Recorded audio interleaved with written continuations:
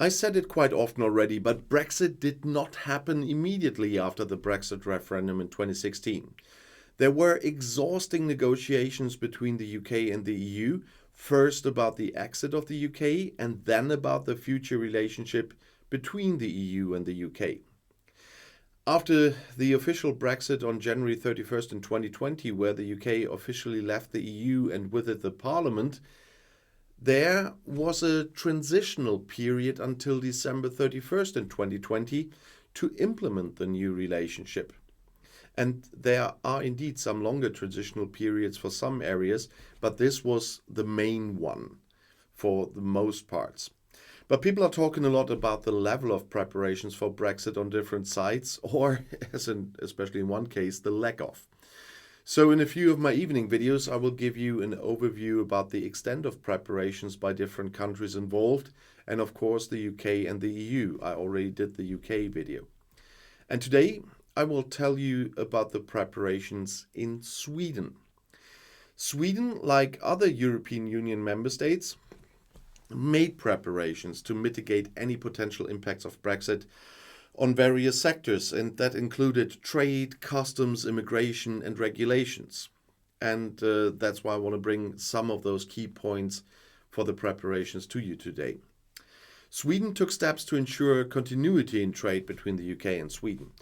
The Swedish government worked to establish new trade agreements and regulations to replace those previously facilitated through the EU, and they worked with the EU on this in the form of the TCA. They also implemented measures to simplify customs procedures and increase staff at ports and airports to handle potential increased workload. Sweden, Stockholm, a major financial hub, made preparations to manage the potential impacts on the financial sector. It aimed to minimize any disruptions in cross-border financial services by adapting to the new regulatory frameworks. Sweden prioritized securing the rights of UK citizens residing in Sweden and Swedish citizens residing in the UK, if they followed the law, I have to say. The Swedish government encouraged affected individuals to apply for the necessary residence permits or residency status to ensure they could continue living and working in their respective countries. If they didn't do it, it's their own fault. Sweden closely coordinated its Brexit preparations with the EU and other member states. The European Commission provided guidance and support, while the Swedish government collaborated with various agencies and stakeholders to ensure a unified approach. Sweden launched extensive information campaigns to raise awareness and provide guidance to businesses, but also to individuals and organizations regarding the potential impacts of Brexit. They aimed to ensure that stakeholders were well informed about the changes and actions they needed to take to navigate the new circumstances. Sweden, as an EU member state, was part of the negotiations for the post-Brexit trade agreement between the EU and the UK. The agreement, known as the Trade and Cooperation Agreement, aimed to establish new terms for trade and economic cooperation between the two parties. The Swedish government actively participated in these negotiations to safeguard its interests. Sweden made preparations to handle potential changes in customs and border checks resulting from Brexit. And this included investing in additional infrastructure, technology, and personnel to ensure efficient customs procedures at ports and airports. The Swedish Customs Authority provided information and support to businesses on customs regulations and procedures to facilitate smooth trade. To mitigate disruptions and maintain regulatory alignment with the EU, Sweden adapted its domestic legislation to replace references to EU laws with national laws.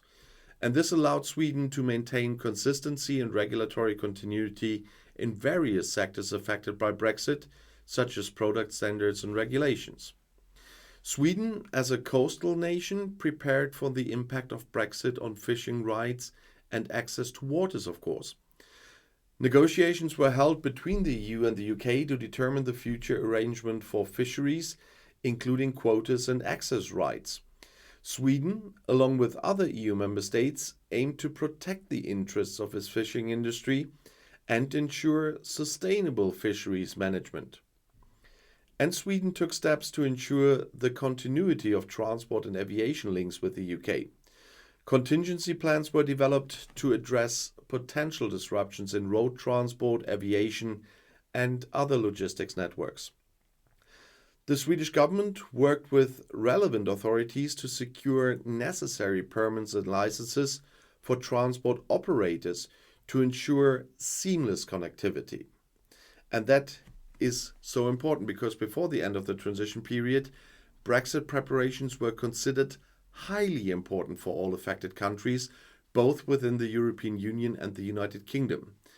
Unfortunately, some were better prepared and others not so much. But to exactly show this, I'm doing this little series of videos to introduce you to this. And maybe if someone has questions about the differences, we'll talk anyway about Brexit on the live stream on Sunday at 6 p.m. CET. So this will definitely be a topic as well. And if you want to see something else right now, you can either visit the News Outside Views STFC channel if you haven't watched it yet, or you can have a look in the end screen. There's my next video. I'll be back.